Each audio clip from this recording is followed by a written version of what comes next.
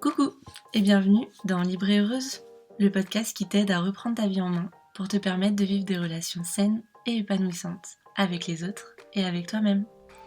Moi, c'est Coralie, je suis coach de vie. J'accompagne les femmes qui souhaitent prendre confiance en elles, être indépendantes et vivre pleinement. Et notamment celles qui ont besoin de se reconstruire après avoir vécu une relation toxique. J'ai moi-même vécu une relation toxique et violente pendant plus de 8 ans. Et je mets aujourd'hui mon expérience, mes compétences et ma sensibilité à ton service pour t'aider à te relever à ton tour si tu as vécu une relation toxique.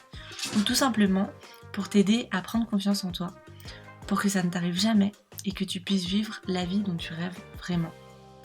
Tu es prête à prendre confiance en toi, à apprendre à te kiffer tel que tu es et à te créer ta vie idéale? Alors c'est parti!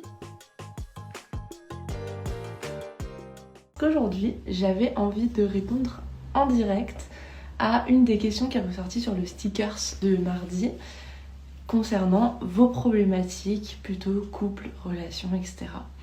Et j'ai reçu cette problématique-là. Je gère tout à la maison. Il dit de lui demander de l'aide, mais moi je veux qu'il fasse de lui-même.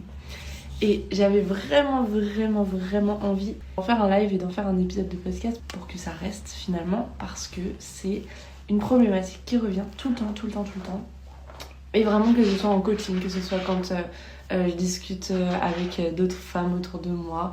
Enfin voilà, c'est cette problématique de finalement la charge mentale dans le couple, dans les relations et en tout cas la charge mentale des femmes. Je trouvais ça hyper intéressant de pouvoir en parler ici avec cette vision un peu développement personnel, coaching, au-delà de la vision féministe que je peux avoir. Mais voilà, je vais vous en parler aujourd'hui pour pouvoir vous donner des tips et peut-être vous proposer une autre façon de voir les choses pour mieux gérer cette charge mentale, au-delà de juste mieux gérer aussi le partage des tâches. Bref, allez, c'est parti. Ce qui est hyper intéressant dans cette problématique, c'est que, comme je vous disais, ça parle de charge mentale et ça parle de répartition des tâches ménagères. Parce qu'on voit bien que la personne qui m'a écrit ça, elle dit qu'elle gère tout. Donc là, on est plutôt dans la répartition vraiment des tâches ménagères, des tâches du foyer, des choses à faire dans le foyer.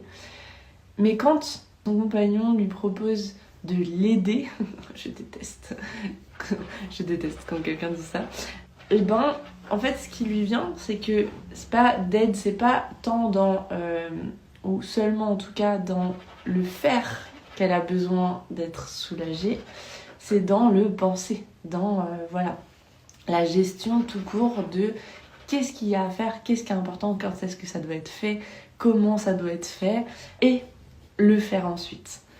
Ce qui est très intéressant et qui revient tout le temps par rapport à ce sujet-là. Et ce que je vais vous inviter peut-être du coup à réfléchir de votre côté, c'est que très souvent, on en a marre de tout faire et on en a marre de tout gérer et de devoir penser à tout. Mais ce qui bloque, c'est que on veut que la personne en face, qui est une autre personne, qui a une autre façon de voir les choses, qui a une autre façon de prioriser et de faire les choses, et ben on veut qu'elle le fasse, le pense, à notre manière, à nous. Et je sais que c'est là que ça devient un petit peu compliqué. Parce que finalement, ça pose la question de la responsabilité et du lâcher prise aussi.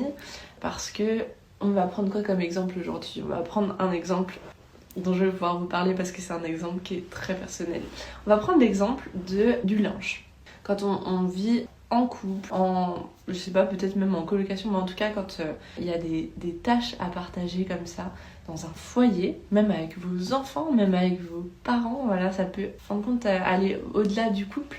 Il y a du linge à laver parce qu'on porte des vêtements, a priori à un moment donné on a tous besoin de les laver. Et je dis à un moment donné on a tous besoin de les laver parce que certainement que ton besoin à toi et ta façon de voir les choses à toi par rapport à ça. Donc je sais pas, peut-être que toi tu penses que il faut laver chaque vêtement à chaque fois que tu le portes, quel que soit le vêtement, même si c'est un jean, même si c'est un pull, même si, voilà, quel que soit le vêtement.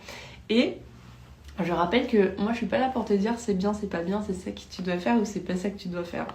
L'important pour moi c'est que ce soit ce qui te convienne et ce qui te fasse du bien. Donc laver tes vêtements à chaque fois que tu les portes, quel que soit le vêtement. Tu vas te mettre en couple avec quelqu'un, par exemple avec un homme, même ça pourrait être aussi avec une femme, ou voilà. Quelqu'un qui ne se retrouve pas là-dedans, mais on va dire que c'est avec un homme, comme ça ce sera plus simple pour mon exemple. Et cette personne-là pense que c'est pas la peine de laver ses jeans à chaque fois qu'il les met. Que peut-être qu'il va pouvoir les porter 2 ou 3 fois avant de les laver, parce que pour lui c'est pas sale. Dans la répartition du linge et de comment vous gérez votre linge, il y a déjà un désaccord.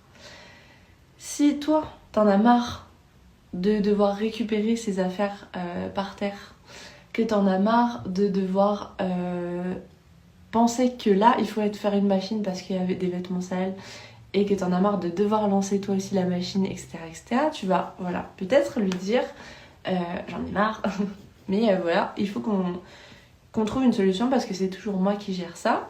Et peut-être que, comme dans l'exemple que j'ai donné tout à l'heure, ton mec va te dire bah, dis-moi quand il y a une machine à faire. Il va te dire dis-moi quand il y a une machine à faire, parce que peut-être que ce qui bloque, c'est que bah, il sait très bien que pour lui, là, il n'y a pas de machine à faire. Parce que il a encore des caleçons propres et que bah, son jean, il l'a mis que 2 fois, donc il pourra le remettre une 3e fois. Ce qui est important de comprendre, c'est que il faut aussi reprendre la responsabilité de tes besoins à toi. Et il va y avoir une différence entre, ok, le mec ne fait pas la machine et n'y pense même pas, alors qu'il est d'accord avec toi sur le fait qu'il y a du linge et il va se plaindre sur le fait qu'il n'a plus rien à se mettre, etc. Là, à un moment donné, il te prend pour sa mère et à toi de prendre tes décisions aussi, hein, de poser tes limites et de mettre des stops. Mais si c'est toi qui imposes ta façon de faire, ça va être très difficile que la personne en face, elle arrive à se dire d'elle-même « Ah oui, pour moi c'est pas le cas, mais pour mon amoureuse, c'est le moment de faire une machine, donc je vais y penser, je vais mettre la machine, je vais penser à mettre ce que elle sait qui est sale. » Voilà. Je sais que ça plaît pas quand je le dis, parce que je le dis tout le temps à mes coachés. Mais si tu veux vraiment, et que tu as vraiment besoin qu'il y ait une meilleure répartition des tâches ménagères, mais que la personne en face, il faut aussi que tu acceptes qu'elle n'a pas la même façon de voir les choses que toi. Donc si tu as vraiment envie que ce soit fait quand toi t'en as envie, il va falloir accepter de demander de l'aide, parce que là c'est de demander de l'aide parce que c'est pas le besoin de la personne en face. Si t'as vraiment besoin de te décharger de cette charge mentale des lessives, il va falloir que tu acceptes aussi que ce soit fait quand la personne en face, elle trouve que c'est le moment de le faire et à sa façon à elle. Donc en fait, t'as plein de choix. T'as plein de choix. À toi de réfléchir à ce qui te convient et à ce dont tu as besoin, mais tu peux potentiellement dire bah là j'ai plus rien à admettre, s'il te plaît fais une machine aujourd'hui, parce que ça lui viendra pas à l'esprit tout simplement, et c'est normal en fait. Comme toi en fait, t'as pas à prendre la responsabilité de savoir si ton mec il a encore des caleçons à se mettre. À un moment donné, chacun prend ses responsabilités. Donc à lui de te dire s'il a besoin, s'il te plaît tu peux faire une machine, j'ai plus de caleçons et là j'aurai pas le temps et j'ai besoin. À toi de dire est-ce que tu peux faire une machine s'il te plaît, parce que moi, mes affaires à moi, je trouve qu'elles sont sales et machin. Ou à toi de simplement, si pour toi c'est hyper important que voilà, il n'y ait jamais du linge en retard, qu'il y a un rythme très particulier de lessive par exemple, soit tu prends en charge ça parce que tu as conscience que ça te fait du bien et que c'est ton besoin à toi, soit tu demandes à ce qu'il y ait des choses plus en termes d'organisation qui vont te permettre en fait de plus avoir tout le temps à gérer dans l'urgence. Ça peut être tout simplement, voilà, en fait en réfléchissant tu te rends compte que tu fais 3 lessives par semaine. Toi t'aimes bien faire ton blanc le lundi, ta couleur le mercredi, et ton mec il s'en fout du blanc et de la couleur très souvent. Et en fait t'as pas à le faire changer d'avis.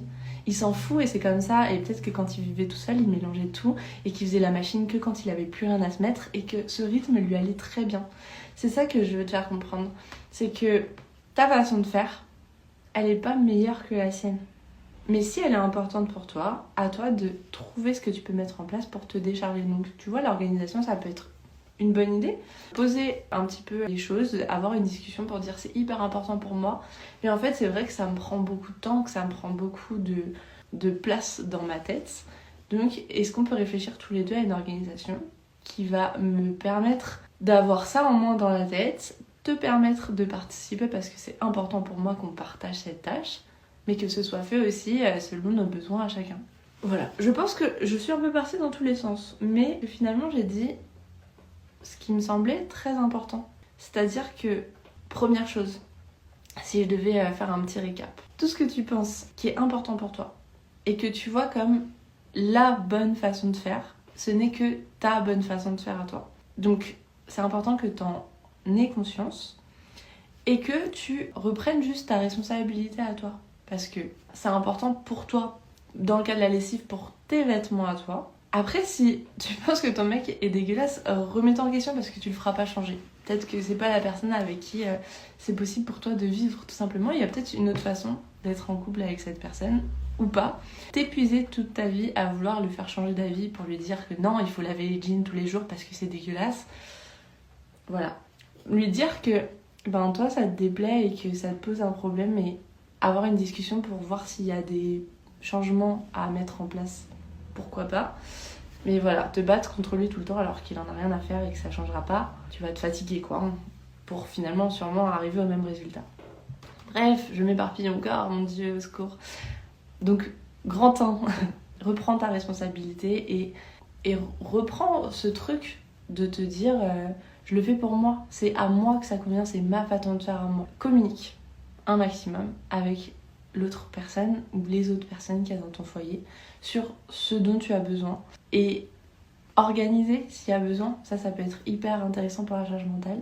Mais une fois que tu auras compris que voilà, ce que tu fais et ta façon de le faire, c'est à toi qu'elle apporte quelque chose et tu n'as pas à prendre la responsabilité de le faire pour quelqu'un d'autre, et déjà ça va te soulager.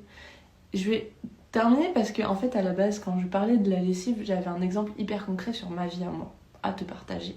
J'ai emménagé avec mon copain cette année et on avait beaucoup discuté de l'organisation de choses qui allaient nous convenir à tous les deux. Mais forcément, il y a des choses dont on se rend compte que quand on est sur le fait accompli. Et je crois première semaine, mon mec fait une machine. Donc hyper cool, hein. Pas besoin de lui demander. Il voit qu'il y a du linge, il met une machine, etc. Et la machine est terminée, il va pour étendre le linge. Et là, je le vois étendre le linge. Et dans ma tête, je pète un plomb parce que je me dis c'est pas possible d'étendre le linge comme ça va jamais sécher. C'est tout froissé, c'est... Voilà, et je le regardais faire et je me disais mais c'est pas possible sa façon de faire. Et bon, au début je me disais mais comment c'est possible d'étendre ton linge comme ça, donc gros jugement, hein, alors que lui il a toujours fait comme ça, que ça lui a toujours convenu et qu'en fait qu'est-ce que j'en ai à faire. Mais quand est arrivé le moment où je l'ai vu étendre mes affaires comme ça, moi je l'ai carrément pris pour un manque de respect. Je me suis dit il se fout de moi, toutes mes affaires vont être froissées, ça va pas sécher, c'est pas possible de faire ça quoi. En vrai au début ça a créé un conflit, voire même une petite dispute parce que chez moi il y avait de l'agacement. Et finalement on en a discuté et oui, lui c'est comme ça qu'il étend son linge. Moi ce qui me dérangeait c'était que mes vêtements soient froissés, que ce soit plus compliqué par rapport à ma façon de voir les choses, de les ranger après. Et moi je me disais mais en fait si t'étends mal le linge, il va mettre beaucoup plus longtemps à sécher. Et moi ça me dérange de voir le linge qui sèche pendant X temps. Donc on en a beaucoup discuté et le truc le plus simple c'était que en fait pour moi c'est trop important, c'est trop... Voilà, j'ai vraiment envie que le linge soit bien étendu et qu'il traîne pas pendant tant de temps, etc. Donc on a trouvé une organisation qui fait que je gère plutôt, parce que c'est pareil, comme je le disais, moi mon mec noir, blanc, couleur, machin, il s'en fout, il a toujours fait comme ça a toujours fonctionné. Et moi, petite flippette, j'ai peur d'abîmer mes vêtements blancs en mettant de la couleur avec, donc je fais les machines en séparant le blanc de la couleur. J'étends mes machines de mes vêtements, ce qui n'empêche pas que s'il a besoin de vêtements, il fait ses machines tranquilles, mais voilà, touche pas à mes vêtements, sauf si je te le demande. Et en compensation, lui va plus souvent les plier, les ranger par exemple, faire d'autres choses dans la maison. On a trouvé notre arrangement comme ça, en réfléchissant en fait à qu'est-ce qui est important pour qui et comment on s'organise pour que ce soit bien partagé et que tout le monde y trouve son compte. Voilà, tout ça pour dire que moi aussi, moi ça m'a vraiment énervée de voir qu'il posait mes chaussettes comme ça n'importe comment. Mais qu'en y réfléchissant, et c'est un truc que tu peux faire aussi, moi je me suis rendu compte qu'il n'y avait qu'à moi que ça tenait à cœur. Et en vrai, en réfléchissant, moi c'est ma maman qui m'a appris à étendre mes affaires. Mais si je faisais encore comme c'est important pour elle et comme elle m'a appris, bah je repasserais. Sauf que moi, je repasse pas parce que je m'en fous et que ça me saoule. Donc chacun a ses besoins, ses envies, les choses qui sont plus ou moins importantes. Et ce sera pas forcément la même chose pour la personne qui vit avec toi. Donc c'est important d'en parler, d'en prendre conscience et de communiquer pour mettre en place des choses qui vous conviennent.